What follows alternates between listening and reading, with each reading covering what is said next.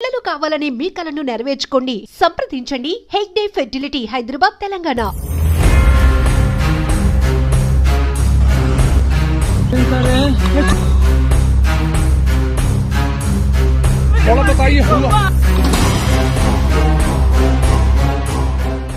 Jammu Kashmir పహల్గామ్లో టెర్రరిస్టుల attack దాడి ఘటన తీవ్ర చర్చనీయాంశమవుతోంది. మరొక వైపు అందమైన ప్రదేశాన్ని తిలకించి రావడానికి వెళ్ళినటువంటి టూరిస్టుల విహారయాత్ర కాస్త విషాదయాత్రగా మారిపోయిన విషయం మీ అందరికీ తెలిసిందే. ఇప్పుడు ప్రపంచవ్యాప్తంగా టెర్రరిస్టుల అటాక్ని అన్ని దేశాలు ముక్తకంఠంతో ఖండిస్తున్న పరిస్థితి కూడా ఉంది. ఖచ్చితంగా ప్రతీకార చర్యగా కూడా భారత సైన్యం అంతే అగ్రెసివ్గా ముందుకు వెళ్తోంది. అయితే ఈ దాడి ఘటనలో ప్రాణాలు కోల్పోయిన వారిలో విశాఖపట్నానికి చెందిన సత్యచంద్రమౌళి గారు కూడా ఉన్నారు. ఆయనతో పాటు వీళ్ళంతా కూడా అక్కడ ఆహ్లాదకరమైన ప్రదేశాలు తిలకించి చాలా ఆనందంగా తిరిగి రావాలనుకున్నారు. కానీ ఇంత దుఃఖంతో తిరిగి వస్తామని ఎవ్వరూ కూడా ఊహించుకోలేకపోయారు. సో చంద్రమౌళి గారితో పాటు వెళ్ళినటువంటి 6గురిలో శశిధర్ గారి కుటుంబం కూడా ఉంది. ఒక్కసారి అక్కడ ఏం జరిగింది, అప్పుడు ఉన్నటువంటి సిచ్యువేషన్స్ ఏంటి అడిగి తెలుసుకుందాం.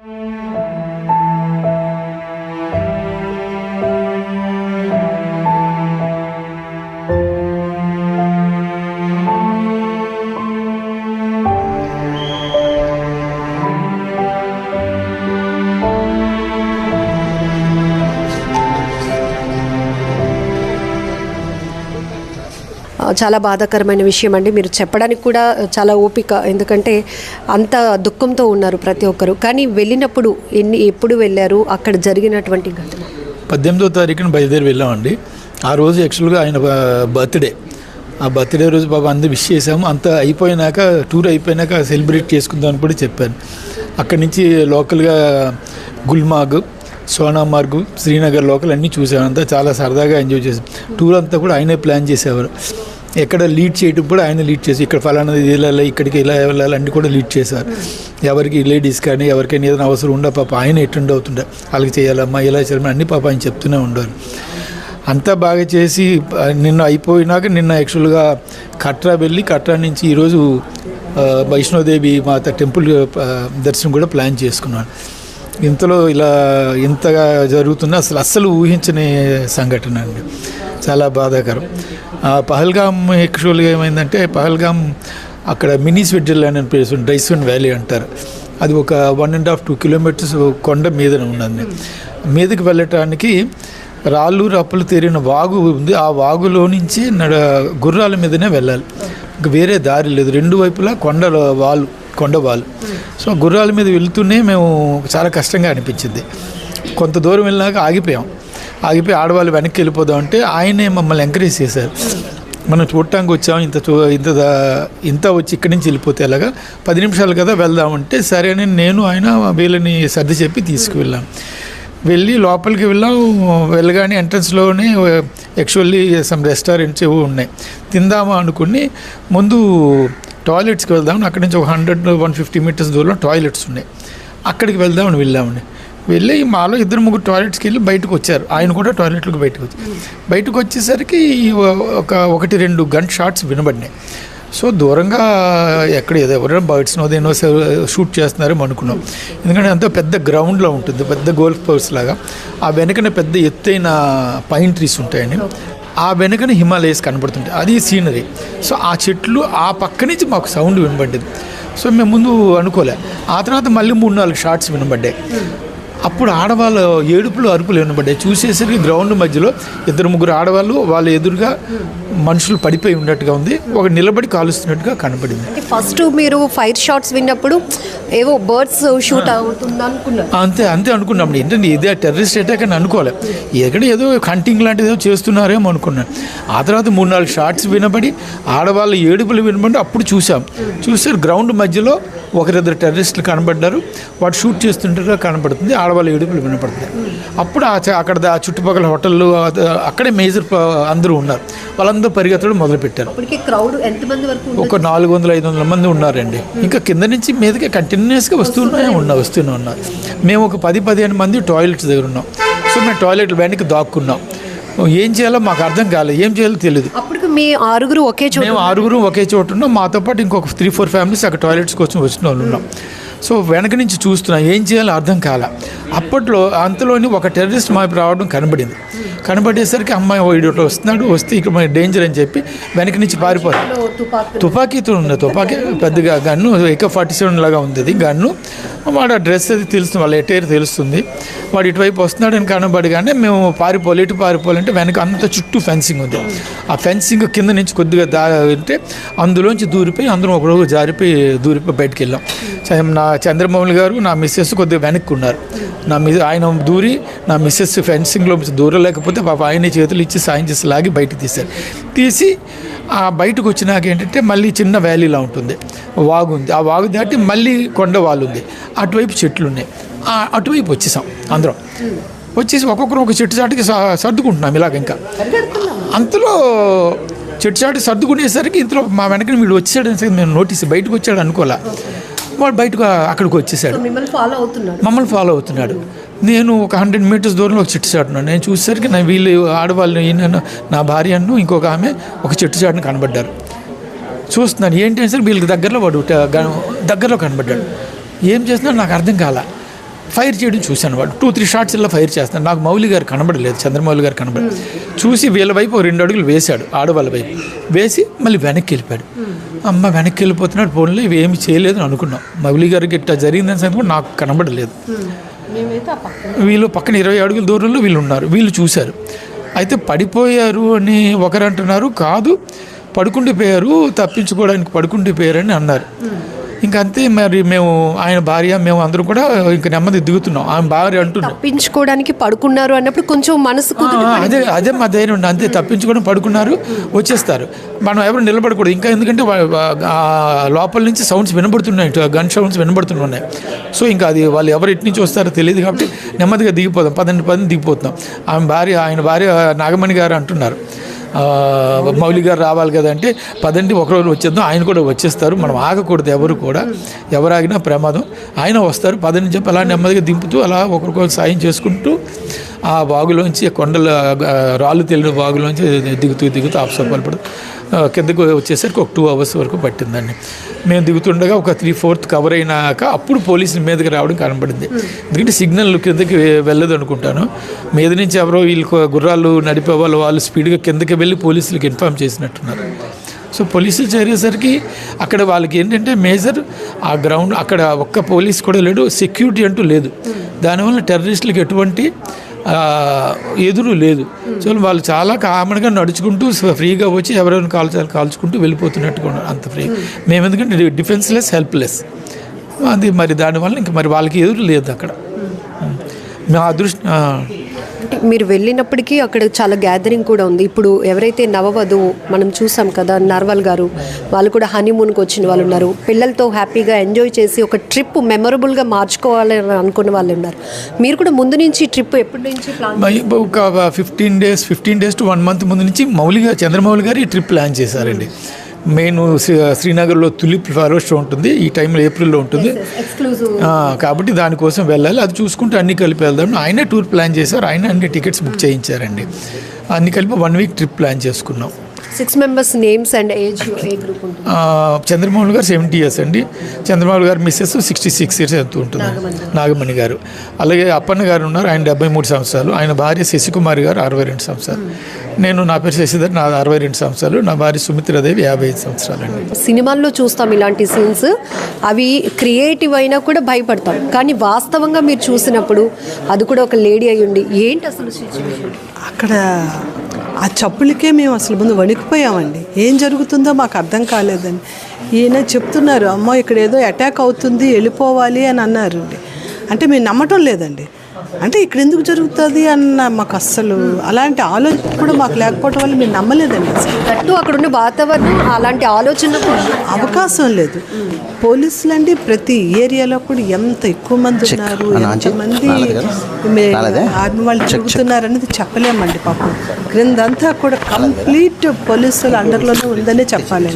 చాలా ఎక్కువ మంది ఉన్నారు. ఈ పైన ఒక్క దగ్గర మాత్రం పెహల్గామ్, ఈ మినీ స్విట్జర్లాండ్ అనే దగ్గర ఎందుకు పోలీసులు ఆ టైంలో లేరు అన్నదానికి మరి మాకైతే అర్థం కావటం లేదు.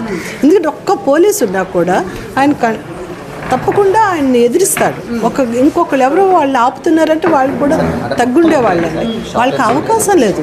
వాళ్ళు ఎంత హ్యాపీ గన్ పట్టుకొని గ్రౌండ్లో అటు ఇటు ఎవరున్నారని తిరుగుతున్నారంటే ఆ పరిస్థితి ఏంటో చూడండి. మేమేంటే బాత్రూమ్ వెనక తాక్కుని మేమైతే చూడలేదండి. వాళ్ళు ఇలా తిరుగుతున్నారని కూడా నేను నోటీస్ చేయాలి. ఈయన మాకు చెప్తున్నారు వాళ్ళు తిరుగుతున్నారు. వాళ్ళకని ఇటువైపు రావడం మొదలు పెడితే మనం ఇక్కడి నుంచి పారిపోవాలని నేను దారి వెతికారు. శశిధర్ గారు నోటీస్ చేసి మీకు చెప్పిన వెంటనే అసలు ఏమనిపించింది? చెప్తే మాకు భయంతో అదేంటి అంటే ఇలాగా అసలు ఏం జరుగుతుందని ప్రమాదం అన్నది ఒక్కటే మా బుర్ర రిసీవ్ చేసుకుంది. ఆ తర్వాత ఇంకేంటి మాకు తెలియటం లేదు. అంటే వాళ్ళు ఎలా చెప్తుంటే అలాగూ మూవ్ అవుతున్నాం అంతే. ఇక్కడ ఒక ఫెన్సింగ్ కింద చిన్న దారి ఉంది, అటు పారిపోవాలని. ఎందుకంటే ఆ బాత్రూమ్ మెయింటైన్ చేసిన అబ్బాయి ఆ కింద నుండి పారిపోయాడు. అందుకని అది దారి అని ఈయనకు అర్థమైంది. ఆ వెంటనే ఈయన పరిగెట్టారు అటువైపు. ఈయన పరిగెట్టేటప్పటికేమో ఆ వెనక్కి మిగతా మగవాళ్ళు కూడా దూరారండి. ఆడవాళ్ళు మగవాళ్ళు ఇంకో 4-5 ఫ్యామిలీలు వాళ్ళందరూ దూరారండి. కొంచెం అందరికీ వెనక్కి నేనే ఉండిపోయానండి. నాకంటే ముందు మౌలి గారు దూరారండి. ఆయన ఫోన్ పడిపోయింది అనుకొని ఆ ఫోన్ తీసి ఆయనకు అందించాను. నేను నిలబడలేకపోతున్నాను అని కొంచెం లేపరా అండి అని ఆయన అడిగాను. ఆయనే నన్ను లేపారండి. లేపినాక అటువైపు పరిగెట్టామండి. ఆ వాగు చిన్న దాటుకొని ఆ చెట్ల చాటుకి పరిగెట్టామండి. పరిగెట్టడానికి ఒక 100 అడుగులు కూడా వేయలేదండి. కాకపోతే ఆయన ఒకవైపు అయిపోయారు, మేము ఒకవైపు అయ్యామండి. అవ్వడంలో మేము ఇంత 5 నిమిషాలు ఎంతసేపు మేము పరిగెట్టామో మాకు తెలియదు, కానీ వాడు 1 నిమిషంలో మా కళ్ళు ఎదురుగా వచ్చేసాడండి. సడన్గా వచ్చేసాడండి. కరెక్ట్ మౌలి గారు ఎదురుగా వాడు ఉన్నాడు. వాడు ఉండేటప్పుడు నాకు లేలుగంటే ఈ చెట్టు పక్కన కనిపిస్తుంది, కానీ నేను అటు తిరగలేదు, చూడలేదు, కళ్ళు తిప్పి. నా పక్కన ఆవిడ కొంచెం ధైర్యం, ఆవిడ ఇలా ఒంగోని చూసారండి. చూసేటప్పటికి వాడు బయట అనడం ఆవిడకి అదొకటి వినిపించింది. అప్పటికే మీకు గన్ షాట్స్ వినపట్టాయి మీ టాయిలెట్స్ దగ్గర ఉండేటప్పుడు. అది 10, 15, 20 ఎన్ని వినిపిస్తాయి. ఎలా దడ కాలుస్తున్నారండి. వాడు గ్యాప్ ఇవ్వడం లేదు అసలు. ఏంటి ఇలా పేల్చేస్తున్నారని ఎలాగా వణికిపోతున్నామంటే గొంతు తడారిపోయింది, మాట రాదు, తడొచ్చేస్తున్నది, కాళ్ళు వణికిపోతున్నాయి. ఇంకా నేనైతే అడుగులు వేయలేకపోతున్నాను, నేను నడవలేను, నన్ను వదిలేయండి అంటున్నాను.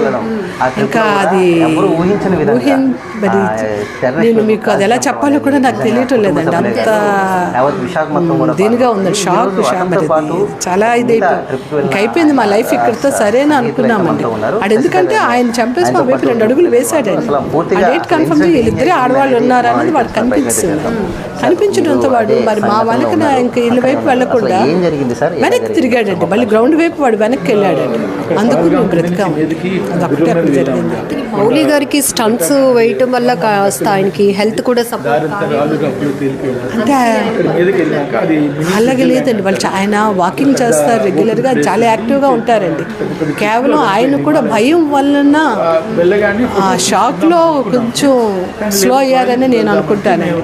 ఎందుకంటే మామూలుగా ఆయన చాలా ఫిట్గా ఉంటారు, చక్కగా నడుస్తారు, మంచి ఫుడ్ హ్యాబిట్స్ అండి. ఆయనకి ఎలాంటి హ్యాబిట్స్ లేవు. ఇప్పుడు 70 years అయినా కూడా ఆయన చాలా యాక్టివ్గా ఉంటారండి. టూర్లో కూడా మాకు అన్ని విషయాలు హెల్త్ పరంగా కూడా మాకు చాలా ఎంకరేజ్ చేస్తారు. టెర్రరిస్టులు ఏమైనా చెప్పే ప్రయత్నం కానీ మాట్లాడే ప్రయత్నం ఏదైనా చేశారా? ఏమీ చేయలేదు అంటే చేశారో లేదన్నది కూడా మాకు తెలియదండి. వాళ్ళు ఎంటర్ అయిన ప్లేస్కి మాకు చాలా దూరం కాబట్టి మాకేమీ తెలియదండి. తెలియకపోవడంలో మాకు ఆ తర్వాత మమ్మల్ని అందరినీ హాస్పిటల్ దగ్గర ఒక ప్లేస్కి చేర్చారు కదండి. అక్కడ ఆడవాళ్ళు ఉన్నారు, అందరం ఈ బాధితులు అందరం అక్కడే ఉన్నామండి. అందులో వాళ్ళు మాట్లాడుతున్నప్పుడు మాకు తెలిసిందండి. వాళ్ళు ఏమన్నారంటే మా హస్బెండ్ని చంపారు, మమ్మల్ని కూడా షూట్ చేయంటే మేము ఆడవాళ్ళ పిల్లల్ని షూట్ చెయ్యం, మీరు వీడియోస్ వైరల్ చేస్తారు, తర్వాత టెర్రరిస్టులు ఇలాంటి వాళ్ళు అలాంటి వాళ్ళు అని మేము చెయ్యము అని వాడు అన్నారని. నెక్స్ట్ ఏమో నుంచి మీరు అందరూ మోదీ గవర్నమెంట్కి ఓటేశారు కదా, మీకు ఇలా జరగాలి అన్నారని. నెక్స్ట్ మీరు ముస్లిం అని కూడా అడిగారని వాళ్ళు చెప్తున్నారండి. కానీ ప్రత్యక్షంగా మాత్రం మేము వాళ్ళ మాటలు అయితే వెళ్ళలేదండి. కానీ మా దగ్గరికి అయితే మాత్రం వాడు గన్ పట్టుకొని వచ్చేసాడు. ఇక్కడి నుంచి మీ అందరిని ఒక హాస్పిటల్కి తీసుకెళ్ళినప్పుడు ఈ ఎవరైతే హనీమూన్ కోసం వచ్చిన కప్పులు ఎవరైతే ఉన్నారో, భర్తను కోల్పోయామే, అసలు బాబుతో తల్లి చూసామండి. వాళ్ళందరూ మా ఎదురుగానే ఉన్నారండి. వాళ్ళ పక్క ఆ ఏడుపుని చూసి నేను వణికిపోతున్నానండి. ఈయనేమో మిగతా వాళ్ళు వెతుకుతానని ఈయన వెళ్తా అన్నారు. నేను ఈ చైన్ పట్టుకొని వదలటం లేదండి. అప్పుడు ఈయన నన్ను తిట్టారండి, ఇలా ఉండకూడదు, ప్రమాదం జరిగింది, మనందరం ఒక దగ్గరికి చేరాలి అంటే నేను వెళ్ళి వెతకాలి, నన్ను విడిచిపెట్టు, నువ్వు పోలీసుల ప్రొటెక్షన్లో ఉన్నా, నీకేం కాదు, ఇక్కడ ఉండు అని చెప్పి ఆయన దెబ్బలాడి అక్కడ వాళ్ళు మాత్రం వెంటనే అరటిపళ్ళు అని వాటర్ బాటిల్స్ అని పట్టుకొచ్చి మా దగ్గరికి వచ్చి దీది తాగండి అని చెప్పి ఇస్తున్నారండి. బాగా వాళ్ళు సపోర్ట్ చేశారండి. అక్కడ అందరు ప్రజలు బాగున్నారండి. వీళ్ళు ఎక్కడి నుంచి మా పాలు మృత్యుదేవతల్లో వచ్చి పడ్డారో మాకు తెలియదు, కానీ ఎంత సరదాగా జరిగిన ఘటనలో ఒక్క 5 నిమిషాలు తారుమారు అయిపోయిందండి అంతా, ఆ ప్రమాదం అంతా మాకు ఊహించలేకపోయాం. ఆవిడైతే అసలు షాక్ అయిపోయి మౌలి గారికి పర్వాలేదు కదా అని ఆవిడ అడుగుతూనే ఉన్నారండి బాబు. అప్పటి వరకు మీరు ఆయన మిస్ అయ్యారు, ఆయన మిమ్మల్ని కలుసుకుంటారండి. మేమైతే ఆవిడకి ఏం చెప్పాలి, ఆయన పడిపోయారు, ఆయనకి ఏదో చిన్న దెబ్బ తెగులు ఉంటుంది, ఏం కాదు, మరి ఆయన కోసం మనం వెనక్కి ఇప్పుడు వెళ్ళలేము, అక్కడ ఉన్నాడో లేదో మనకు తెలియదు కదా, కాల్పులు అయితే వినిపిస్తున్నాయి, మనం ఇక్కడి నుంచి ముందు మనమైనా తప్పించుకుంటే ఆ తర్వాత ఆయన మనం ఏదో ఒకటి చేద్దామని ఆవిడని పట్టుకొని బలవంతంగా మేము కిందకి దించేసామండి. మాకు చాలా కష్టమైపోయింది, చాలా కష్టమైంది. ఢిల్లీ వరకు కూడా ఆవిడకి ఎంత చెప్పి తీసుకొచ్చామో తెలియదండి. నేను ఆయన చూడకుండా నేను ఎలాగ ఇక్కడి నుంచి వస్తాను అన్నారు ఆవిడ.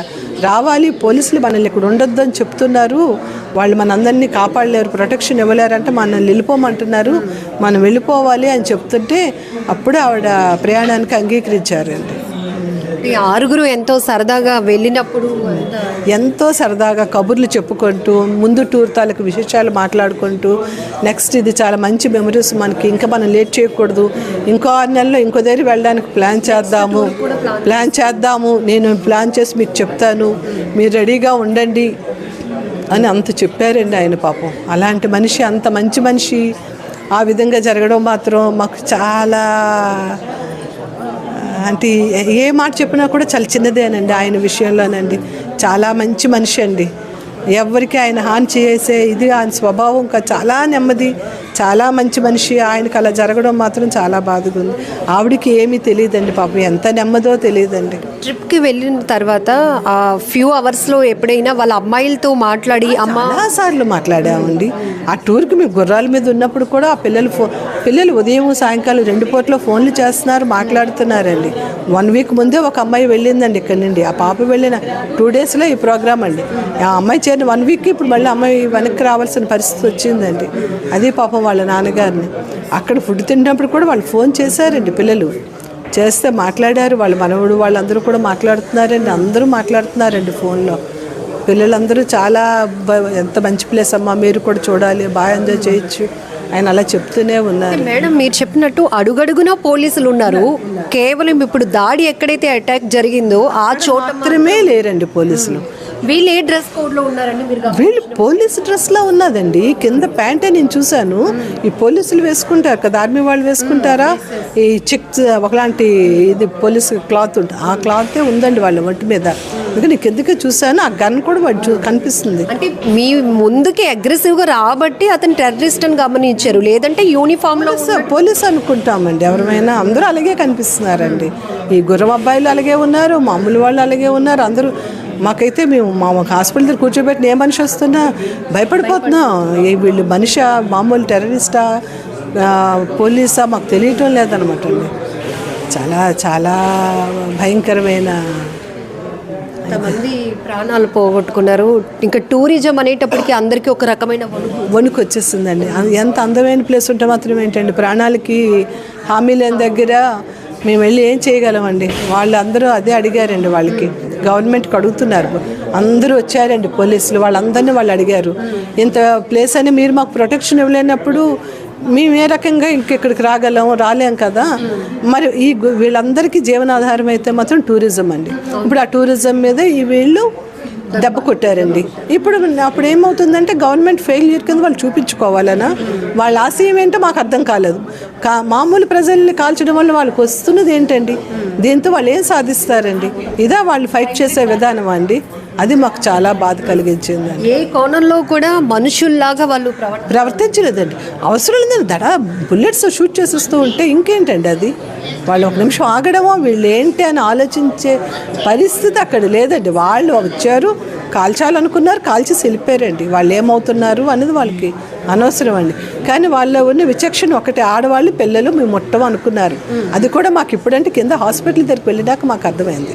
అంటే మా ఇద్దరిని విడిచిపెట్టినప్పుడు మాకు ఒక సెకండ్ తోచింది, కానీ అది మేము ఫాలో అవ్వలేదు. వాడు ఎందుకు మా వైపు రాలేదన్నది మాకు అర్థం కాలేదు. కానీ కిందకి దిగినాక మిగతా వాళ్ళు మాట్లాడుతుంటే మాకు అర్థమైందండి.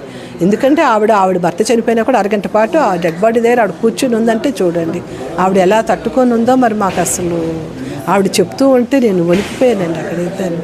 అవన్నీ అందరివి చెప్పినవి వింటే ఇంకా ఇప్పటికీ మీరు తీరుకోలేకపోతున్నామండి. చాలా దీనిగా ఉందండి. మినీ స్విట్జర్లాండ్గా చెప్తున్న అందమైన ప్రదేశం, ఆహ్లాదంగా గడపటానికి ప్రతి ఒక్కరూ అక్కడికి వెళుతున్న సందర్భం. కానీ ఒక్కసారిగా టెర్రరిస్టుల తుపాకులతో ఆ ప్రాంతమంతా విషాదకరంగా మారిపోయింది. ఇప్పుడు టూరిజం అనే మాట ఎత్తడానికే మా గుండెల్లో వణుకు పుడుతోంది అంటున్నారు.